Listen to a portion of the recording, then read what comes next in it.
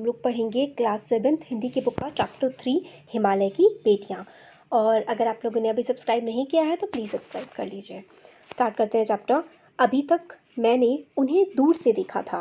बड़ी गंभीर, शांत, अपने आप में खोई हुई लगती थीं। संभ्रांत महिला की भांति वे प्रतीत होती थीं।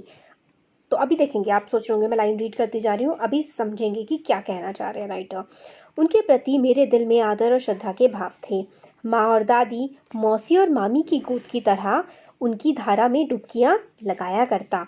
परंतु इस बार जब मैं हिमालय के कंधे पर चढ़ा तो वे कुछ और रूप में सामने थीं। मैं हैरान था कि यही दुबली पतली गंगा, यही यमुना, यही सतलुज समतल मैदानों में उतरकर विशाल कैसे हो जाती हैं।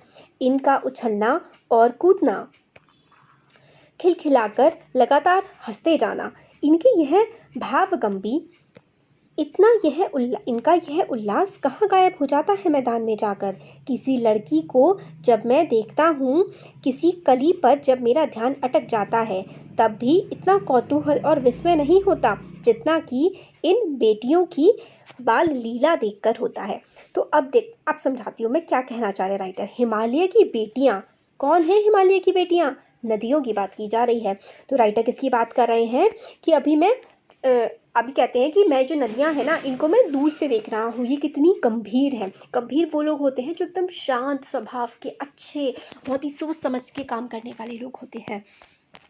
तो राइटर कहते हैं ये दूर से देखने में कितनी गंभीर, कितनी शांत, कितनी काम लग रही हैं, अपने आप में खोई हुई लगती हैं देखने में। संभ्रांत महिला मतलब एकदम अच्छी, बहुत ही अच्छे विचारों वाली, अच्छे आचरण वाली महिला की तरह ही देखने में लगती हैं। और मेरे दिल में इनके लिए बहुत ही सम्मान है और बहुत ही आदर के भाव है। माँ, दादी, मौसी, मामी मतलब सारी जो प्रिय औरतें होती हैं, किसी बच्चे को खिलाती हैं, उनकी गोद जैसी मुझे ये लगती है। जब इनकी धारा में मैं डुबकियाँ लेता हूँ, डुबकियाँ लेता मतलब वही ना, नहाना और सर को नीचे करके डाल लेना पूरी तरह से पानी में, तो उसको डुबकियाँ लगाना कहते हैं। तो मुझे बहुत ही अच्छा लगता है। इस हिमालय के कंधे पर से जब मैं इन्हें देखता हूँ तो ये कितनी पतली दुबली लगती हैं। जब हिमालय से गंगा निकलती है तो एक धारा के रूप में होती है और ज़मीन तक पहुँचते पहुँचते वो कितनी बड़ी और विशाल हो जाती है। इनका ये जो उछलना कूदना है, खिलखिलाकर हंसना है, मतलब वही ना आवाज़ें करती हैं, तो उसको ही राइटर खिलखिलाकर हंसना कह रहे हैं। ऐसा लगता है कि जब ये पहाड़ी इलाके में होती हैं तो कितनी तेज़ बहती हैं, कितनी खुश और कितनी उल्लास भरी लगती हैं, पर ये जब मैदानों में पहुंचती हैं तो ये कहाँ खो जाता है इनका सारा का सारा उल्लास। तो राइटर आगे कहते हैं जब मैं किसी लड़की को देखता हूँ, किसी कली क्या होती है? जो फ्लावर होता है ना, फ्लावर की जो बेसिक जो बड होती है, जो छोटी सी होती है, तो उसको कली कहते हैं। फ्लावर बनने से पहले उस पर मेरा ध्यान अटक जाता है, तब भी इतना कौतूहल, इतना कन्फ्यूजन, इतना विस्मय कि भाई क्या है मेरे मन में। ये इनकी जो बाल लीला देख करके बड़ी खुशी सी होती है, बड़ा अच्छा लगता है। बाल लीला का मतलब है जब ये पहाड़ों में होती हैं तो कितनी शैतानियाँ करती हुई निकलती हैं, मुझे बड़ा अच्छा लगता है इनको देखना। कहाँ ये भागी जा रही हैं? वह कौन लक्ष्य है जिसने इन्हें इतना बेचैन कर रखा है? अपने महान पिता का विराट प्रेम पाकर भी अगर इनका हृदय अतृप्त ही है तो वह कौन होगा जो इनकी प्यास मिटा सकेगा? तो क्या बात कर रहे हैं ये? कहाँ ये भागी जा रही हैं? ये जो नदियाँ हैं ये इतनी तेज़ तेज़ बह रही हैं, ये भागकर जाना कहाँ चाहती हैं? इनका लक्ष्य क्या है? कहाँ पहुँचना चाहती हैं? इनकी डेस्टिनेशन क्या है? क्या इनका गोल है? ये इतनी बेचैन क्यों है? महान पिता का विराट प्रेम, तो महान पिता कौन है? इनके हिमालय की जो बर्फ़ की चोटियाँ हैं जहाँ से इनको पानी मिल रहा है, वही तो इनके पिता हैं। इनके पिता का प्रेम इनके हृदय को अतृप्त है, मतलब इनका जो पिता इनको प्रेम दे रहे हैं, क्या वो पूरा नहीं पड़ रहा है इनके लिए, जो ये इतना ज़्यादा आगे चली जा रही हैं, इतनी शैतानी सी कर रही हैं? अगर इस प्रेम से भी ये तृप्त नहीं हो पा रही हैं तो इनकी जो प्यास है वो आखिर कहाँ जाकर बुझेगी जो इतनी जल्दी जल्दी में आगे बढ़ती जा रही हैं? बर्फ़ जली नंगी पहाड़ियाँ, छोटे छोटे पौधों से भरी घाटियाँ, बंधुर अधिक सब्ज उपत्यकाएँ, ऐसा है इनका लीला निकेतन। तो मतलब ये कहते हैं कि इतने छोटे छोटे पौधे हैं और बड़ा ही खूबसूरत सा पूरा का पूरा नज़ारा है, पौधों से भरी घाटियाँ, घाटियाँ इंग्लिश में इनको वैली बोला जाता है। और हर तरफ जो है सब्जियां और बहुत ही ज़्यादा खूबसूरत पेड़ पौधे फूल सब कुछ है। इनकी लीला जो है वो कितनी ज़्यादा खूबसूरत है। खेलते खेलते जब ये ज़रा दूर निकल जाती हैं तो देवदार, चीर, सरो, चिनार, सफ़ेदा, कैल के जंगलों में पहुंचकर शायद इन्हें बीती बातें याद करने का मौका मिल जाता होगा। तो ये क्या है, ये सारे पेड़ों के नाम हैं। देवदार, चीड़, ये जो है ना, ये पेड़ों के नाम हैं। तो ये कहते हैं राइटर जब भी खूब शैतानी करती करती आगे निकल जाती हैं तो जब ये पेड़ों के जंगल में पहुंचती है तो इनकी रफ्तार शायद थोड़ी धीमी पड़ जाती होगी। तो इन्हें कुछ सोचने का वक्त मिलता होगा कि हम लोग कहाँ से आए हैं, कहाँ जा रहे हैं। बीती बातों को याद करने का मौका मिल जाता होगा। कौन जाने बूढ़ा हिमालय अपनी इन नटखट बेटियों के लिए कितना सिर धुनता होगा। बड़ी बड़ी चोटियों से जाकर पूछिए तो उत्तर में विराट मौन के सिवाय उनके पास और रखा ही क्या है। तो फिर ये आगे कहते हैं राइटर कि जो बूढ़ा हिमालय है ये अपनी जो इनकी नटखट बेटियां, ये नदियां हैं, ये किस तरीके से इसमें पानी देता होगा, वो कौन जवाब देगा। अगर आप हिमालय से जवाब लेने की कोशिश करेंगे तो आपको एक शांति ही वहाँ पर मिलेगी। सिंधु और ब्रह्मपुत्र ये दो ऐसे नाम हैं जिनके सुनते ही रावी, सतलुज, व्यास, चिनाब, झेलम, काबुल, कपशा, गंगा, यमुना, सरयू, दंडक, कोसी आदि हिमालय की छोटी बड़ी सभी बेटियां आंखों के सामने नाचने लगती हैं। तो देखिए ये है ना, ये यहाँ पे ना सारी की सारी नदियों के नाम हैं। क्या है ये नदियों के नाम यहाँ पर हमें बताए गए हैं। सिंधु, ब्रह्मपुत्र, सिंधु जिसको हम इंग्लिश में इंडस नदी कहते हैं, ब्रह्मपुत्र तो आपको पता ही है, और बाकी रावी भी नदी है, सतलुज, ब्यास, ये सारी की सारी नदियाँ हैं। तो ये काफ़ी सारी नदियाँ तो सिंधु और ब्रह्मपुत्र में से ही निकलती हैं। तो जब आप सिंधु ब्रह्मपुत्र का नाम लेते हैं तो बहुत सारी नदियों की आपको और याद आ जाती है। वास्तव में सिंधु और ब्रह्मपुत्र स्वयं तो कुछ भी नहीं है। दयालु हिमालय के पिघले हुए दिल की एक एक बूंद ना जाने कब से इकट्ठा हो होकर इनको महानदों के रूप में समुद्र की ओर प्रवाहित होती रहती हैं। तो अपने आप में तो सिंधु ब्रह्मपुत्र कुछ भी नहीं है। जो हिमालय है, हिमालय की बर्फ़ पिघलती है, उस बर्फ़ के पिघलने की वजह से इन नदियों में पानी आता है और उस पानी की वजह से ही तो ये आगे बह पाती हैं और समुद्र में जा कर के मिल पाती हैं। कितना सौभाग्यशाली है वह समुद्र जिसे पर्वतराज हिमालय की इन दो बेटियों का हाथ पकड़ने का श्रेय मिलता है। तो कहते हैं कि समुद्र कितना भाग्यशाली है, कितना लकी है कि जो इस पर्वतराज है यानी कि हिमालय जो हैं, इनकी जो बेटियां हैं, जो यहाँ पर इन्होंने ब्रह्मपुत्र और जो इंडस नदी है, सिंधु नदी को इनकी बेटियां कहा है पर्वतराज की, और इनकी बेटियां समुद्र में जाके मिल जाती हैं। तो समंदर कितना भाग्यशाली है। जिन्होंने मैदानों में ही इन नदियों को देखा होगा, उनके ख्याल में शायद ही यह बात आ सके कि बूढ़े हिमालय की गोद में बच्चियां बनकर ये कैसा खेला करती हैं। मतलब ये लोग, राइटर कहते हैं कि जिन लोगों ने इन नदियों को सिर्फ और सिर्फ ज़मीन पर देखा है, सिर्फ प्लेन एरियाज़ में देखा है, तो वो ये इमेजिन भी नहीं कर सकते हैं कि ये जो जब हिमालय की गोद में होती हैं तो कैसे बच्चों की तरह ये हरकतें करती हैं।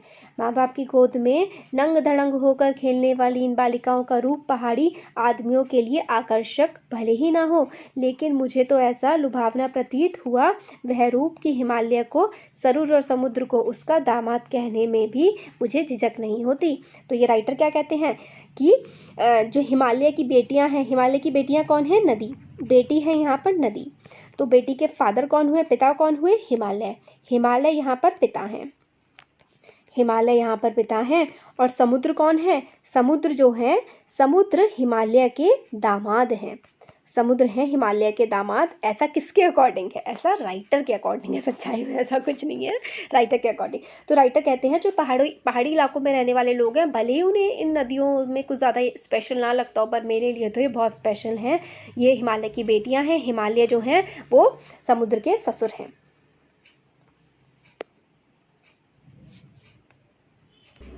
आगे राइटर कहते हैं कालिदास के विरही यक्ष ने अपने मेघदूत से कहा था, वित्रवती बेतवा नदी को प्रेम का प्रतिदान देते जाना। तुम्हारी वह प्रियसी तुम्हें पाकर अवश्य ही प्रसन्न होगी। यह बात इन चंचल नदियों को देखकर मुझे अचानक याद आ गई और सोचा कि शायद उस महाकवि को भी नदियों का सचेतन रूपक पसंद था। तो देखिए इसमें क्या है ना, कालिदास के बारे में बता रहे हैं। कालिदास जो है एक बहुत ही बड़े कवि हैं। उन्होंने काफ़ी सारी ना महाकाव्य लिखे हैं या फिर नॉवेल्स लिखी हैं। उन्होंने शकुंतला भी लिखी है। शकुंतला तो एक सेकेंड, उन्होंने मेघदूत लिखी है। तो मेघदूत के बारे में बताते हैं कि जो मेघदूत की कहानी है ना, उस कहानी में 2 लवर्स की स्टोरी है। तो एक लवर जो है वो मेघ से कहते हैं, आसमान से कहते हैं कि जो है मेरा प्यार जो है मेरे लवर को दे आओ, और वो बारिश के रूप में, नदियों के रूप में उस तरीके की बातें कहते हैं। तो राइटर कहते हैं कि जिस तरीके से कालिदास ने भी इन नदियों के रूप में प्यार को देख लिया था, शायद वही चीज़ मुझे भी आज इन्हें देख करके याद आ रही है।